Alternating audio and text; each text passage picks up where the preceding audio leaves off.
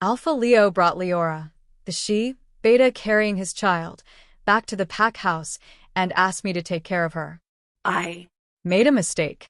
I exposed her as the other woman in front of everyone, humiliated her with money, and sarcastically thanked her for giving Leo children. My actions pushed her to the edge, and that night, she threw herself from the pack house balcony, ending her life. After she died, I thought Leo would come back to his family, to me. I thought he'd love me again. But not long after, he brought home several she-wolves, all looking strikingly like the dead she-beta. Every night, I was forced to listen to him with them. Even when I was 8 months pregnant, Leo had the healer perform a brutal cesarean on me. Ignoring my desperate pleas, he threw our child to the dogs. He said, "Who do you think you are, to carry my child? You killed my lover and my child. You should be buried with them." It wasn't until after I died, broken and lost, that I understood the truth. He truly loved that she-wolf. When I opened my eyes again, I was back to the day. Brought the she-beta home. This time, I chose to let them be. I would never see him again in this life. "Leora will be living here from now on," L. said, his tone flat as he stood with the she-wolf, Leora, who was clearly pregnant. "She's having trouble getting around, so help her out when you can. Don't be hard on her." Leo, dressed in his tailored suit, was calm, his voice emotionless as he spoke to me. Seeing this familiar scene, I felt a momentary wave of confusion, but I quickly regained control. "All right, take her upstairs and pick a room. I'll have someone bring her things up." I didn't show any emotion, but my clenched fists were starting to turn white. In my previous life, hearing Leo speak like this had sent me into a frenzy. I had screamed at him, acted like a madwoman. He had protected Leora like a cub, looking at me with cold, unfamiliar eyes and warning. "Riley, if you hurt Leora or the pup, we're done." Back then, I believed that in his heart, Leora was just a fleeting distraction, and he still loved me. So, I didn't take his words seriously. It wasn't until I died, broken and unrecognizable, that I understood. He meant every word. He had truly fallen for the innocent, looking she-wolf standing in front of me, bringing my focus back to the present. I suppressed the storm of emotions, but noticed Leo studying me closely. It was clear he hadn't expected me to accept this so easily. But then, as if coming to a realization, the icy look on his face softened. His voice dropped to something rare and genuine. "Riley, Leora's 6 months pregnant now. It'll get harder for her to move around. Please be nice to her. Don't cause trouble, okay?" His voice was more of a command than a request. I opened my mouth to speak, but before I could, Leora, with her soft, gentle voice, spoke first. "Luna, I'm not trying to steal Alpha from you. After I have the baby, I'll leave with the pup." "Enough," Leo snapped, cutting her off. His displeasure was evident as he pinched her cheek playfully, pretending to be angry. "This is your home, and it's the pup's too. Where do you think you're going?" Leora blushed and shyly looked at him before glancing nervously at me. Leo noticed her gaze and shot me a warning look. His voice turned cold as he addressed me. "Riley, Leora, and the pup aren't going anywhere. You—" "I know," I interrupted softly, my voice steady. "Don't worry, I won't make anyone leave. You all can stay as long as you need." I took in their words, understanding the deeper meaning behind them. I knew Leo hadn't brought Leora back on a whim, but the house was too small for all of us. As an outsider, I wouldn't stay here and disrupt their little family of 3. I sent the Omega maid Mrs. Anderson upstairs with them to help tidy the rooms. Not long after, Mrs. Anderson returned, looking troubled. "What's wrong?" I asked. "Luna, Miss Brown, she chose your room," Mrs. Anderson said, her voice uncertain. I blinked, and then smiled faintly. "Then clear my things out. Let her have it. But that's the room you and Alpha set up together. There are so many memories in there." Mrs. Anderson hesitated, clearly uncomfortable. Before she could finish, a sharp sound of glass shattering echoed from upstairs. I didn't say anything. I simply walked upstairs. When I reached the door, I saw Leora, looking scared, curled up in Leo's arms. Her voice was soft, almost timid. Alpha, I accidentally broke your and Luna's wedding photo. It's such an important thing, she's going to be so upset. Leo glanced at the broken frame, his expression indifferent. He kicked the shattered pieces aside and calmly reassured her. It's fine. It's just some insignificant things. She's not that petty. Insignificant things. I thought that after the memories of my past life, no matter what he said, I wouldn't feel the pain anymore.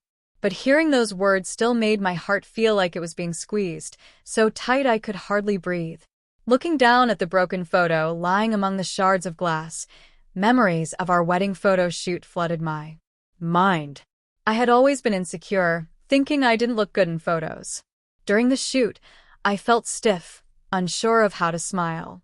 After several attempts, even the photographer started getting frustrated. But Leo didn't get angry. He gently guided me, even making silly faces to make me laugh. The wedding photos were candid shots, one after another. When Leo saw the finished photos, he couldn't help but laugh. Taking a photo with you feels like a circus act. If we do another one, I'll need to train with the circus first. I blushed, unable to argue.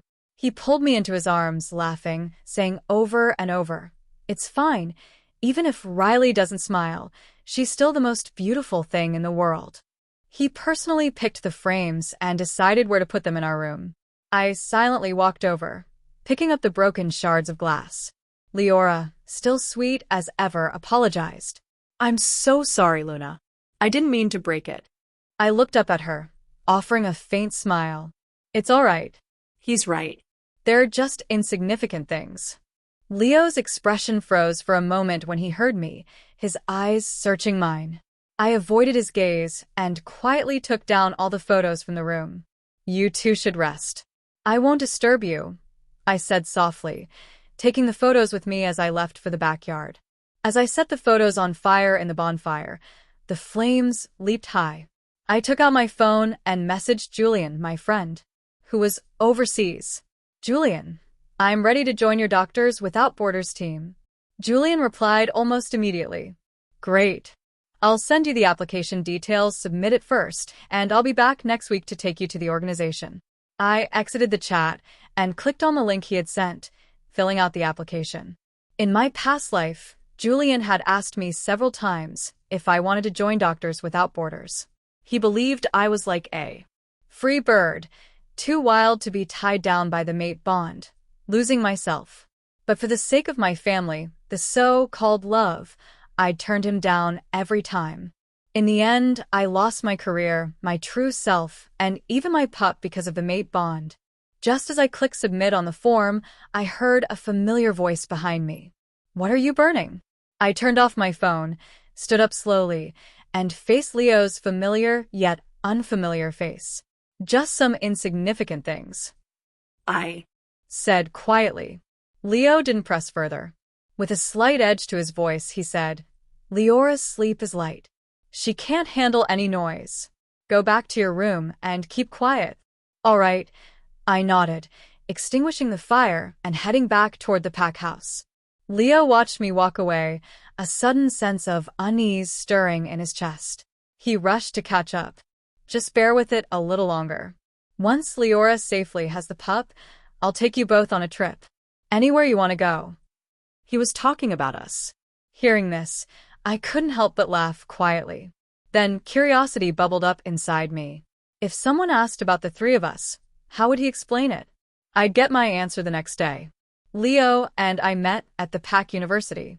Back then, I was just another she-wolf blending into the background. He, on the other hand, was impossible to ignore. Good looks, perfect build, top of his class, and the alpha heir of the Windridge Pack.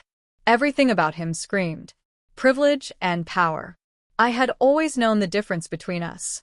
I was insecure back then. Whenever I stood beside him, I never believed we had a future.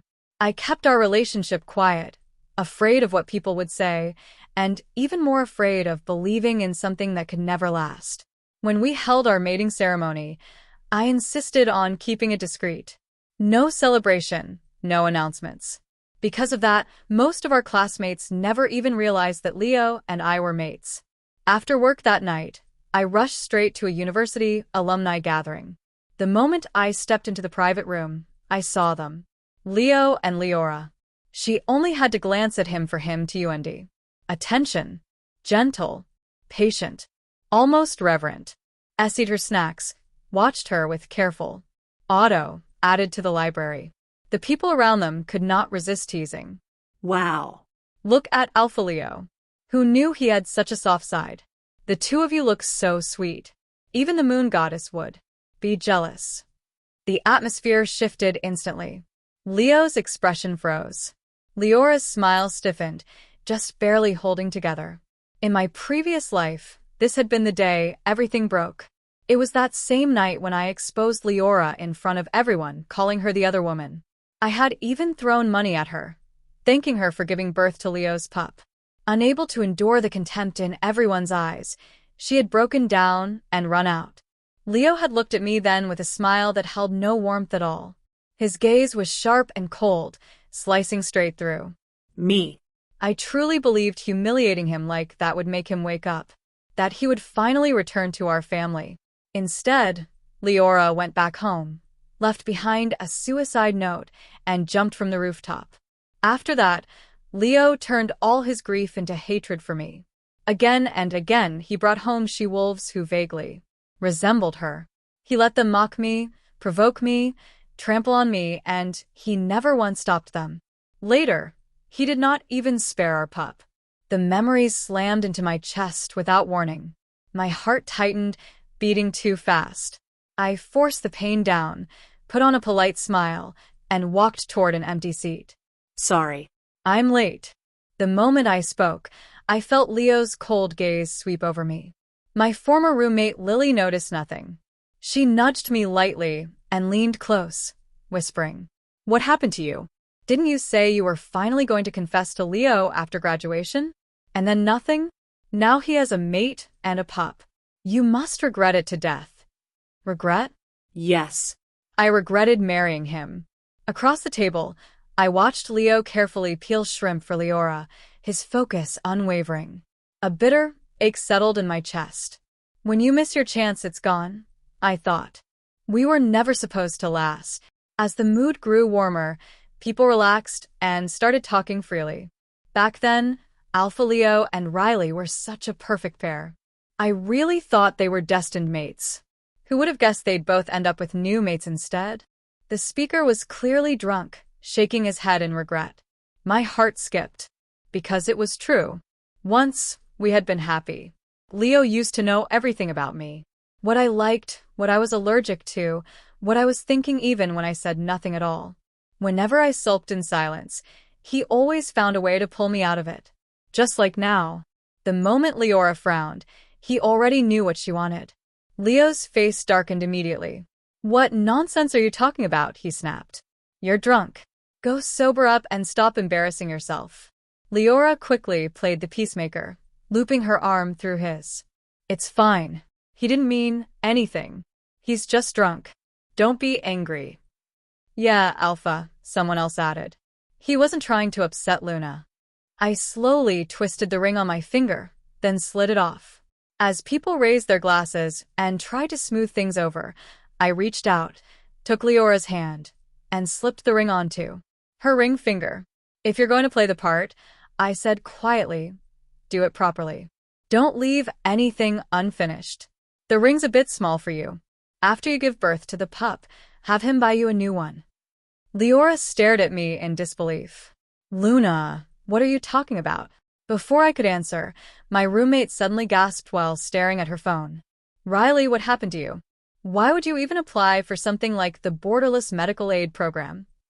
"Lily," I cut in immediately, forcing a smile. "Tonight's a reunion. Let's not talk about that." The words had barely left my mouth when I felt a burning gaze on me. When I looked up, I met Leo's eyes. He had been in the middle of another conversation, but at some point, his attention had shifted to me. His brows were drawn tight, suspicion flickering in his gaze. "What program did you just say?" What was she talking about? I pressed my lips together. She misread it.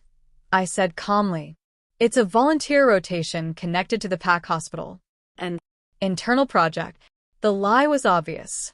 He looked away anyway and did not press further. Or maybe he simply did not care enough to ask. On the way home, Lily messaged me again. I gave her a vague reply, still not telling her that Leo and I were mates. She loved fiercely and hated fiercely. The thing she despised most was a third party. In my past life, she had been the harshest toward Leora. After everything I had lived through once already, all I wanted now was freedom. Over the next few days, while Leo took Leora to prenatal yoga, I quietly packed my things. After I finished, I checked my flight again. Without thinking, I tapped into Leo's Instagram. 3 minutes earlier, he had posted a photo. Leora stood in yoga clothes, smiling sweetly at the camera. The caption read, "Baby, can you feel mommy and daddy's love? Come out soon. We can't wait." I tapped without a word. Just as I lowered my phone, a message from Leo appeared. "When my baby with Leora learns to walk, let's have one too. The two pups can grow up together." I nearly gagged. I pretended I never saw it. That night, they returned carrying bags full of baby clothes and toys. For a moment, I was pulled back into my past life. Back to when I had eagerly prepared clothes and toys for our child. Every time I brought baby clothes home, Leo threw them straight into the fire pit and burned them in front of me. If I showed even the slightest displeasure, he would sneer, "Leora's pup, the one you drove to death, never even got to see the world. And you have the nerve to bring pup clothes into the pack house. Do you feel no guilt at all?" He had completely forgotten what he promised when we sealed the mate bond. He swore I would be his only mate, that he would have no children except ours. If he broke that vow, the moon gods would punish him. In the end, he broke the oath. And I paid the price. I walked toward the door quietly. Leo glanced at me lazily. "It's late. Where are you going?" "Just going for a walk," I said calmly. He did not question it.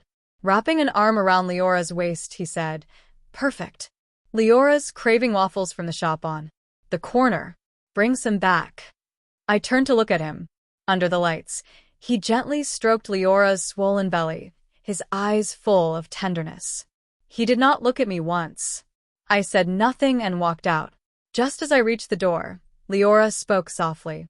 "It's dangerous for a girl to go out alone this late. Why don't you go with Luna?" Leo replied without hesitation. Who would want her? Other than me, no one would even give her a second glance. Even a rogue would avoid her. "Don't worry about her. Go rest. I'll read a bedtime story to our baby." He did not know my luggage was already in the car. Once I left that night, I was never coming back. Leo had been walking when something made him turn around. He caught a glimpse of my car pulling out of the driveway. The sight hit him harder than he expected. His chest tightened, and a quiet, creeping sense of unease spread through him, as if something important had just slipped out of his grasp without warning. Leora frowned slightly. "Alpha? Is something wrong?" Leo looked away and pushed the feeling aside. He gave a casual smile. "It's nothing. Let's go." He woke up the next morning before dawn. Leo had barely slept. Every time he closed his eyes, the image of my back as I walked away surfaced again, looping over and over until rest became impossible. He glanced at the she-wolf sleeping beside him. Carefully, he slipped out of bed and walked down the hall to my room. The moment he stepped inside, his heart sank. The room was empty. He stood there, frozen, his breathing shallow and uneven. After a long moment, he forced himself to move. His hands trembled as he opened the closet door. There was nothing inside. Not a single piece of my clothing.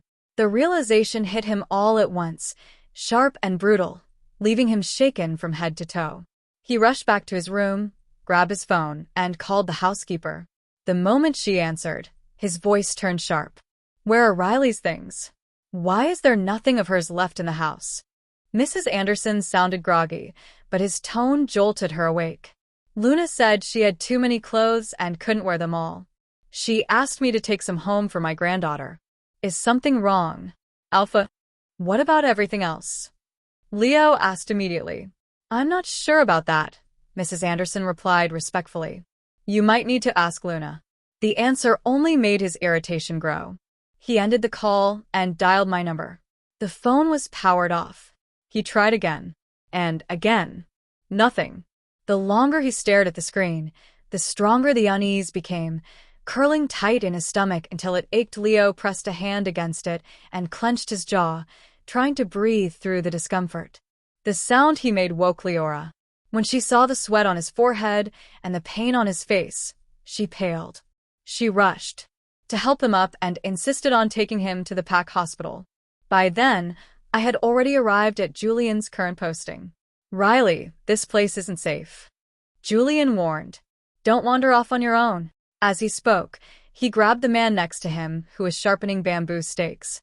This is my best friend, Dominic Ashford. He's the captain of the peacekeeping unit here. If you need anything, go to him. The man in work clothes was tall and broad-shouldered, with an intimidating presence.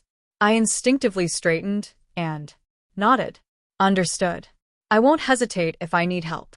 In a place where gunfire and chaos were everyday realities, practicality mattered more than pride. Dominic said little. He simply nodded once in acknowledgement.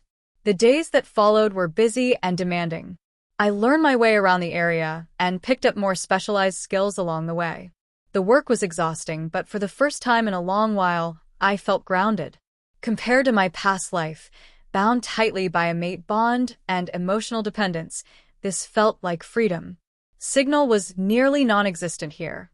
Phones were useless most of the time, and sometimes weeks passed before we could report our safety to family and friends.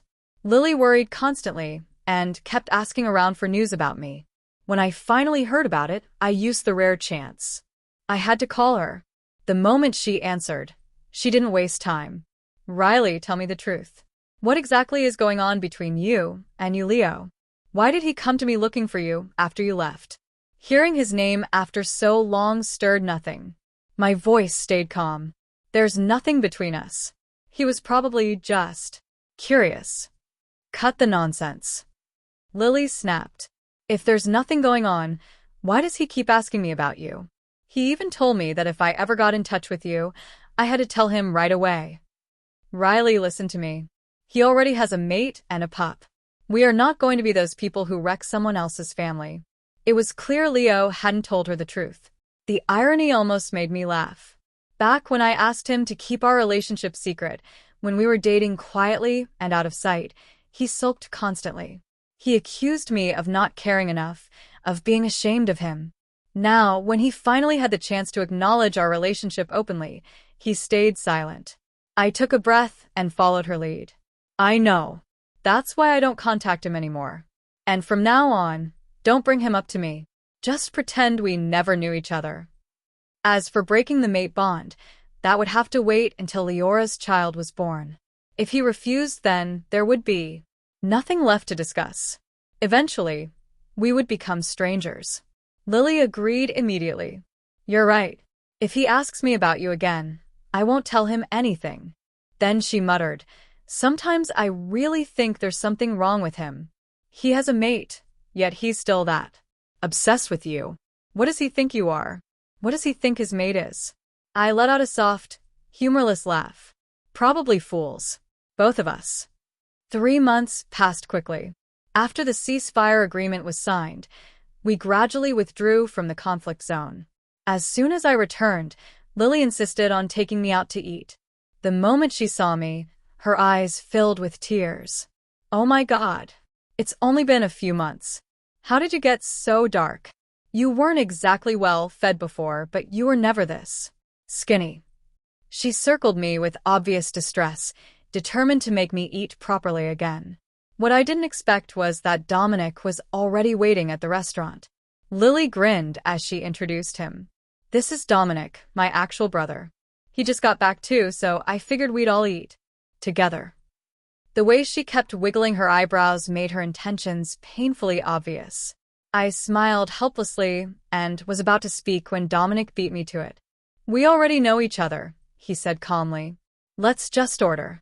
Lily clapped her hands in delight. That's even better. If you already know each other, you'll have so much to talk about. Dominic shot me an apologetic look. Sorry about her. She's always like this. As he spoke, he placed a bowl in front of me that he had already rinsed with hot water, just like before. Back then, clean water was scarce. Food and water were often contaminated, and people fought viciously just to be the first to get a bucket of clean water. I never won those fights. Once I was shoved to the ground and twisted my wrist. If Dominic hadn't stepped in, it could have turned into something far worse. From that day on, there was always an extra bucket of clean water outside my tent every morning. I was pulled out of the memory by the look Lily gave me. It was far too knowing. My heart skipped, and I looked away. Instinctively. Riley, be honest. You too. Riley. I finally found you. Two voices overlapped. One was sharp with curiosity and barely contained excitement. The other carried raw relief, the kind that only came from fear finally giving way. I turned toward it. Not far away, Leo stood there, staring at me as if he couldn't believe his luck. Before I could react, he walked straight over. His eyes never left my face. Thank the moon goddess. You're safe. You're really back. Do you have any idea how hard it's been for me? I wake up from nightmares every day. Al. Stop, Lily said sharply as she stood. Her expression twisted with shock and disgust. Alpha Leo, don't you think this is wildly inappropriate? Your Luna is standing right behind you. Do you really think it's acceptable to say this to Riley? Behind him, Leora stood frozen, her face pale and her eyes red with unshed tears. The Leo, who normally couldn't stand to see Leora cry, seemed completely oblivious. Riley is my mate. She's my Luna. How is it inappropriate for me to talk to her? What? Lily stared at him in disbelief. Dominic remained calm. I had already told him that I had sealed the mate bond. Lily raised her voice. Are you insane? Leora is your mate. At that point, Leo stopped hiding the truth. He looked at her seriously. Riley and I sealed the mate bond a long time ago. We are legally bonded mates. Lily turned to me, doubt written all over her face. I sighed and nodded. It's true. But we're planning to break the mate bond. That's why I never told you. Leo's face went pale. He clearly hadn't expected me to say that. His smile stiffened. Riley, what are you talking about? We're fine. Why would we break the mate bond? I looked past him at Leora and answered coldly. Why do you think? She's about 8 months pregnant, isn't she? The pup will be born soon. When it's time to register the newborn pup, what are you going to do without a mating certificate? I thought that would make him think. Instead, he replied as if it were obvious. We're mates. Of course the pup will be registered under your name. I stared at him in shock when those shameless words came out of his mouth, then actually laughed from sheer disbelief. Leo, do you even hear yourself? You want me to raise your child with another she-wolf? You're my mate. What's wrong with raising my child? He said casually, as if it were the most natural thing in the world. Besides, we're still young. We can have children of our own later. Every word made my stomach churn. So this had been his plan all along. Before I could even curse him out, Lily exploded. Have you lost your damn mind? How do you even say something like that with a straight face? She snapped. You look like a man, but nothing you do is even remotely human. She jabbed a finger at him. If you think that's so reasonable, how about Riley goes out, has a pup with someone else, and brings it home for you to raise together? That hit exactly where it hurt. Leo's face darkened instantly. Riley would never do something like that. I would, I said calmly, cutting him off. I lifted my eyes and met his stare head on, repeating myself slowly and clearly. If you refuse to break the mate bond, then yes, I would. I'm not a saint, and I will not raise someone else's pup. Then I added coldly, and you might want to educate yourself on what counts as bigamy before you keep talking. In my previous life, I had asked to break the mate bond. Leo had refused.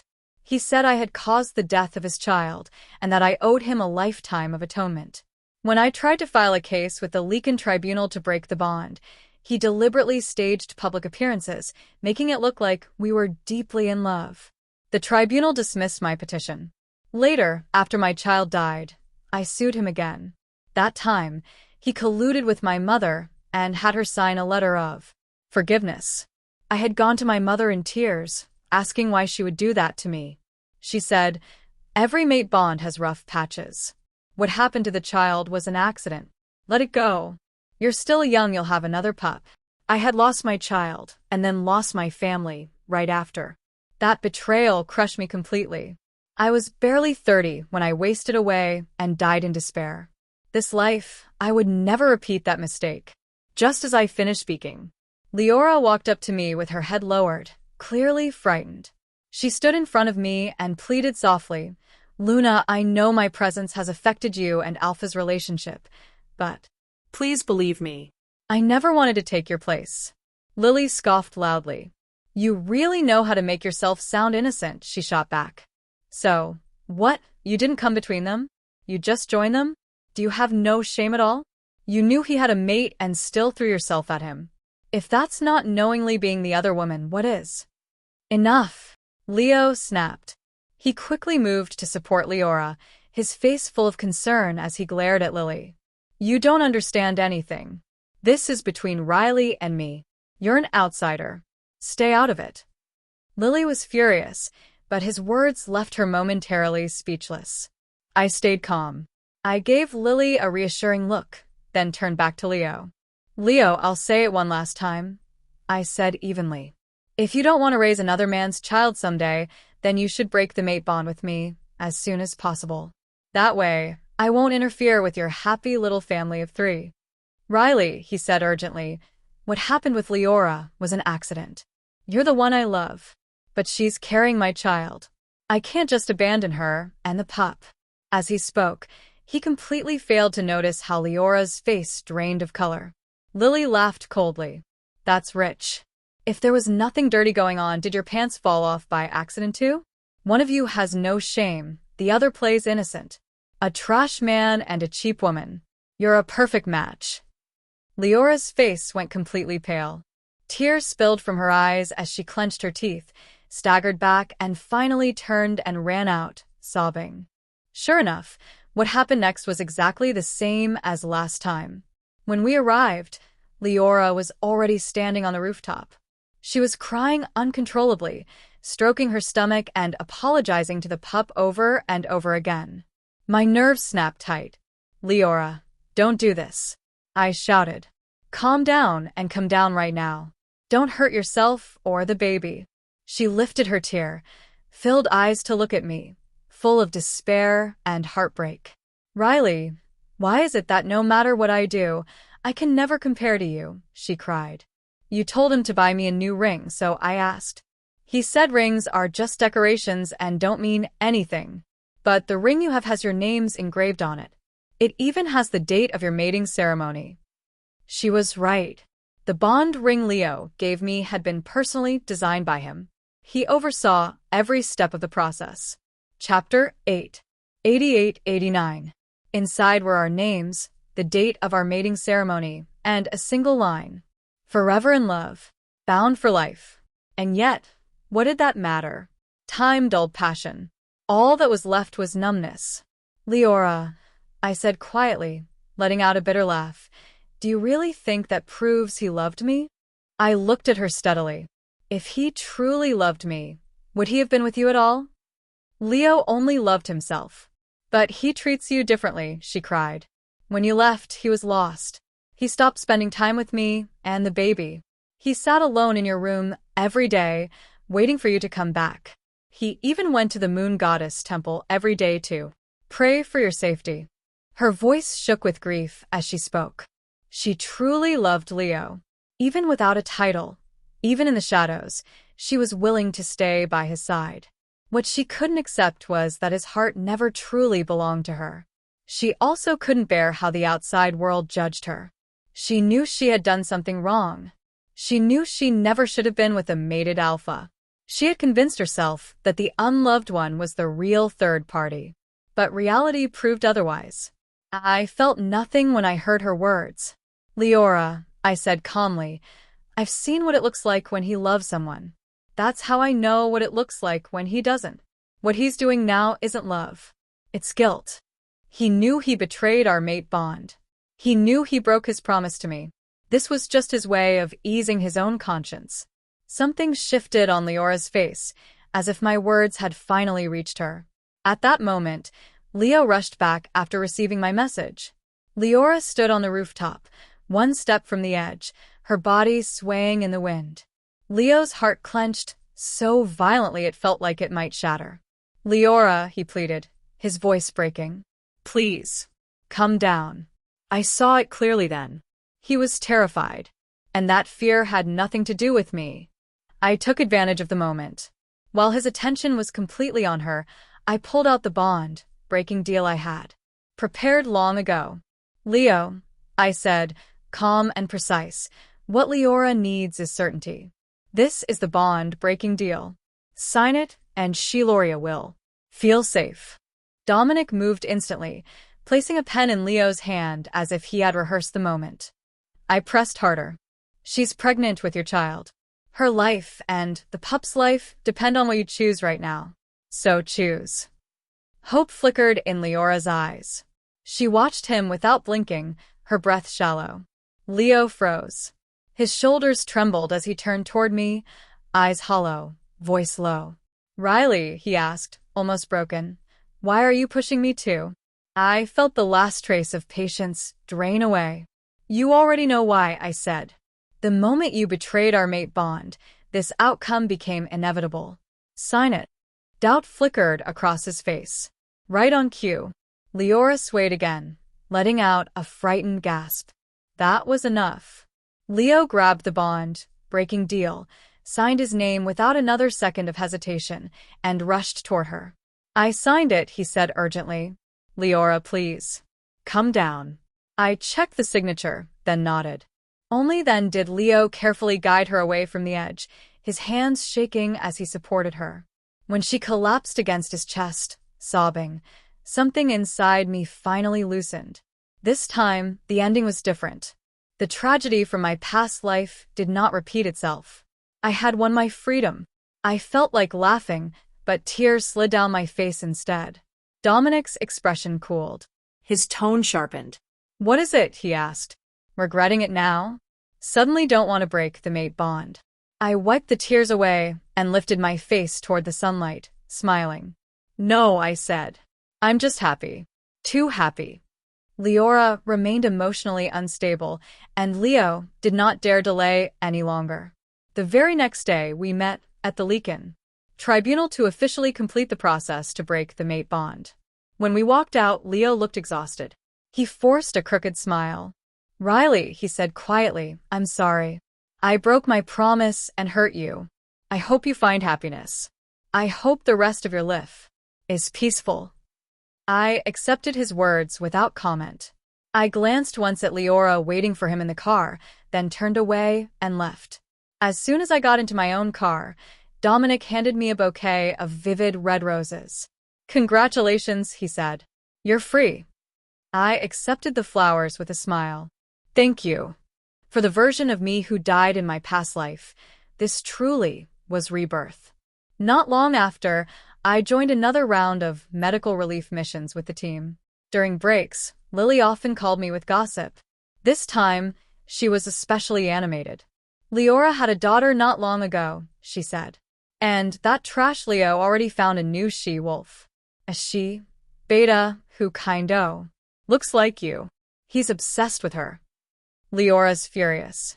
She keeps taking the baby to the elder council, crying and making scenes.